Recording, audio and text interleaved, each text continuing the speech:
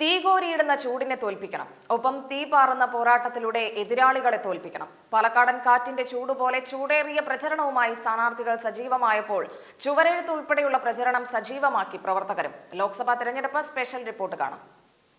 തിരഞ്ഞെടുപ്പ് ചൂടിലേക്ക് ജില്ല കടക്കുന്നതേയുള്ളൂ. LDF ഒഴികെ മറ്റു മുന്നണികളിൽ സ്ഥാനാർത്ഥികളെ നിർണ്ണയിക്കാനുള്ള ചർച്ചകൾ ചൂടുപിടിച്ചിട്ടുണ്ട്. ആലത്തൂർ, പാലക്കാട് മണ്ഡലങ്ങളിലെ LDFന്റെ രാഷ്ട്രീയ ചിത്രം തെളിഞ്ഞുകഴിഞ്ഞു. ആലത്തൂരിൽ കേന്ദ്ര കമ്മിറ്റി അംഗം കെ രാധാകൃഷ്ണനും പാലക്കാട് A വിജയരാഘവനുമാണ് ഇടതുമുന്നണി സ്ഥാനാർത്ഥികൾ. UDFന്റെ ഔദ്യോഗിക സ്ഥാനാർത്ഥി പ്രഖ്യാപനം 2 ദിവസത്തിനകം ഉണ്ടാകുമെന്നാണ് സൂചന. പക്ഷേ പ്രവർത്തകരിലെ രാഷ്ട്രീയാവേശം തിളച്ചുമറിയുകയാണ്.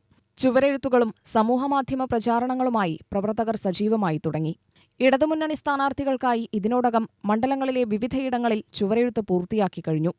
മറ്റു മുന്നണികളിലെ സ്ഥാനാർത്ഥികളെ ഔദ്യോഗികമായി പ്രഖ്യാപിക്കാത്തതിനാൽ സ്ഥാനാർത്ഥിയുടെ പേരെഴുതാതെ ചിഹ്നം മാത്രം വരച്ചുകൊണ്ടാണ് പ്രവർത്തകർ ഇരുമണ്ഡലങ്ങളിലെയും ലോക്സഭാ തെരഞ്ഞെടുപ്പ് പ്രചാരണ പ്രവർത്തനങ്ങളിലേക്ക് കടന്നത്.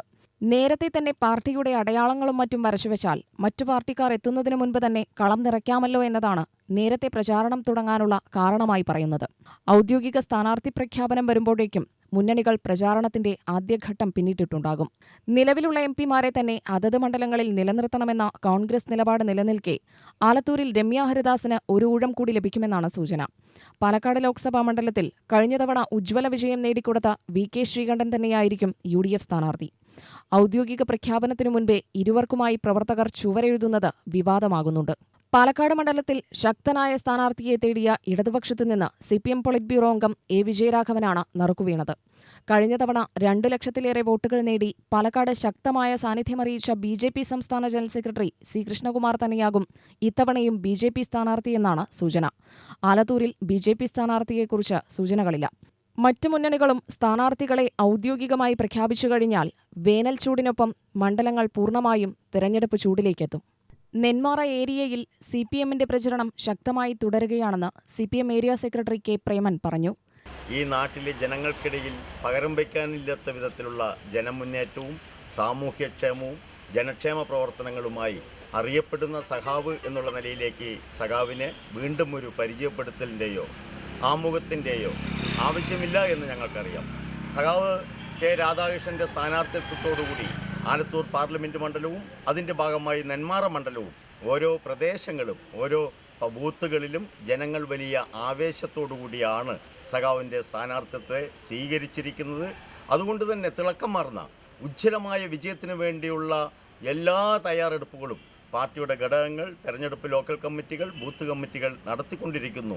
ഇന്ന് LDFന്റെ നേതൃത്വത്തിൽ എല്ലാ ബൂത്തുകളിലും ഗൃഹസന്ദർശന പരിപാടി ഉൾപ്പെടെ നടത്തി സഖാവ് K രാധാകൃഷ്ണന് ആവേശോജ്വലമായ വിജയം സമ്മാനിക്കാനാണ് വല്ലങ്ങി നെന്മാറ വേലകളുടെ നാടായ ഈ മണ്ഡലം ഒരുങ്ങിക്കഴിഞ്ഞിരിക്കുന്നത്. സ്ഥാനാർത്ഥി ആരായാലും കോൺഗ്രസിനെ വിജയിപ്പിക്കാനുള്ള പ്രചരണ പരിപാടികൾ തുടങ്ങിക്കഴിഞ്ഞതായി block Congress president S Vinod പറഞ്ഞു.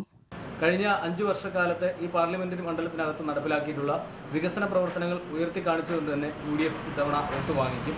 കഴിഞ്ഞ തവണ ഉണ്ടായിട്ടുള്ള ഭൂരിപക്ഷത്തെക്കാൾ മികച്ച ഒരു ഭൂരിപക്ഷത്തോടുകൂടി ഈ മണ്ഡലം നിലനിർത്താൻ UDFന് സാധിക്കുമെന്ന പൂർണ്ണ വിശ്വാസം പ്രവർത്തകർക്കും നേതാക്കൾക്കുമുണ്ട്. പ്രത്യേകിച്ച് ഞാനും നിങ്ങൾ നിൽക്കുന്ന ഈ അയിലൂർ ഗ്രാമപഞ്ചായത്തിൽ മാത്രമായി MP ഫണ്ടിൽ നിന്ന് നെന്മാറ ഒലിപ്പാറ റോഡിന് വേണ്ടി 16,50,00,000 രൂപയാണ് അനുവദിച്ചു കിട്ടിയിട്ടുള്ളത്. അതുപോലെ തന്നെ പയ്യാങ്കോട് മുതൽ കാന്തളം വരെയുള്ള റോഡിന് 8,29,00,000 രൂപ അനുവദിച്ചു കിട്ടിയിട്ടുണ്ട്. ഈ ഗ്രാമപഞ്ചായത്തിലേക്ക് നിരവധി മിനിമാസ് ലൈറ്റുകൾ അനുവദിച്ചത് ഗ്രാമപഞ്ചായത്തിൻ്റെ ഭരണസമിതിയുടെ എതിർപ്പ് മൂലം പദ്ധതി നടപ്പിലാക്കാൻ കഴിയാതെ പോയ സാഹചര്യം കൂടിയുണ്ട്. അത്തരം സാഹചര്യങ്ങളൊക്കെ പൊതുജന മധ്യത്തിൽ തുറന്നു കാണിച്ചുകൊണ്ട് ഈ തെരഞ്ഞെടുപ്പിനെ നേരിടും. മികച്ച ഭൂരിപക്ഷത്തോടുകൂടി ഈ മണ്ഡലം നിലനിർത്തുമെന്ന കാര്യത്തിൽ UDFനൊരു തർക്കവുമില്ല.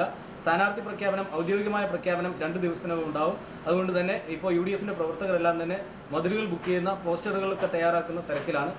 UTV news, Palakkad.